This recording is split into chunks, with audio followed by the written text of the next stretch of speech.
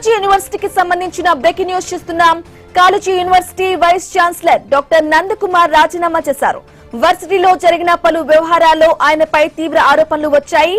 పరీక్ష పేపర్ మూల్యాంకనంలో అవకతవకలు, ఇష్టారీతిగా ఇన్ఛార్జ్ల నియామకం తదితర ఘటనలపై వస్తున్న ఆరోపణలపై సీఎం రేవంత్ రెడ్డి తీవ్ర ఆగ్రహం వ్యక్తం చేశారు. వైద్య ఆరోగ్య శాఖ ఉన్నతాధికారుల నుంచి వివరణ కోరారు. ఇక ప్రభుత్వానికి చెడ్డ పేరు తెచ్చే ఘటనల వెనుక ఎంతటి వారున్నా ఉపేక్షించే సమస్య లేదని సీఎం స్పష్టం చేశారు. ఇంతలోనే వీసీ నందకుమార్ రాజీనామా చేయడం ఇక హాట్ టాపిక్ గా మారింది.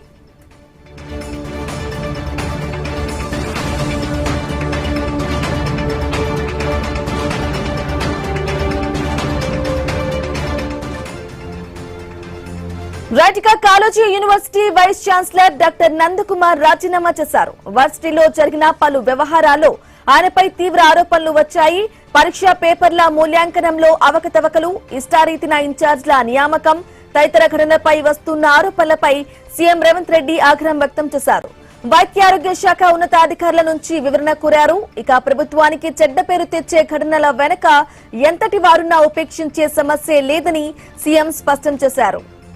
ఇక ఇదే విషయానికి సంబంధించి పూర్తి అప్డేట్ మా ప్రతినిధి ప్రశాంత్ ఫోన్ ద్వారా అందిస్తారు. ప్రశాంత్,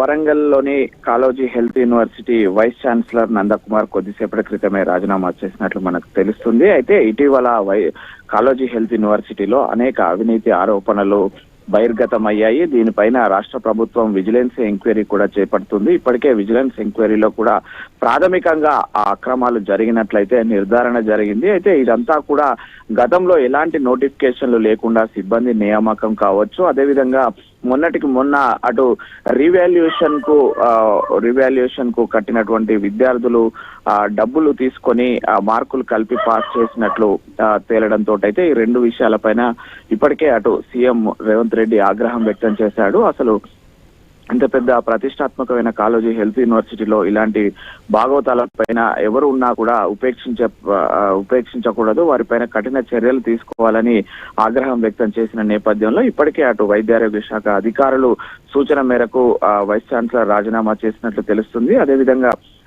ప్రభుత్వానికి అటు కాలేజీ హెల్త్ యూనివర్సిటీకి మచ్చ తెచ్చే విధంగా వ్యవహరించిన మిగతా వారిపైన కూడా కఠిన చర్యలు తీసుకునే ముందుకైతే అవకాశం ఉన్నట్లు తెలుస్తుంది. ఇది ఇటీవల దీనిపైన వరుస కథనాలను మనం కూడా ఐన్యూస్ లో ప్రత్యేకంగా ప్రచురించాము బ్రాహ్మణి. ఎందుకంటే ఇంత పెద్ద హెల్త్ యూనివర్సిటీ తెలంగాణ రాష్ట్రానికి వరంగల్ కేంద్రంగా ఉండి ఇక్కడ ఉన్నటువంటి మెడికల్ కళాశాలలో రానున్న రోజులలో తెలంగాణ ప్రజలకు మంచి నాణ్యమైన వైద్యం అందించడానికి ఇప్పటికే అటు రాష్ట్ర ప్రభుత్వము కొత్త మెడికల్ కాలేజీలను తీసుకొని వచ్చి పీజీ సీట్లను అటు వైద్య సీట్లను పెంచి నాణ్యమైన వైద్యులను తయారు చేయాలని ఎంతో సంకల్పంతో ప్రయత్నం చేస్తున్న తరుణంలో ఇటు కాలేజీ హెల్త్ యూనివర్సిటీ వాళ్ళను పర్యవేక్షించాల్సింది పోయి ఇలాంటి అవినీతి అక్రమాలు జరగడంతో అయితే ఇటు రాష్ట్ర ప్రభుత్వము సీరియస్ గా ఉండడంతో ఈ వీసీ రాజీనామా చేసినట్లు మనకు తెలుస్తుంది. బ్రాహ్మణి.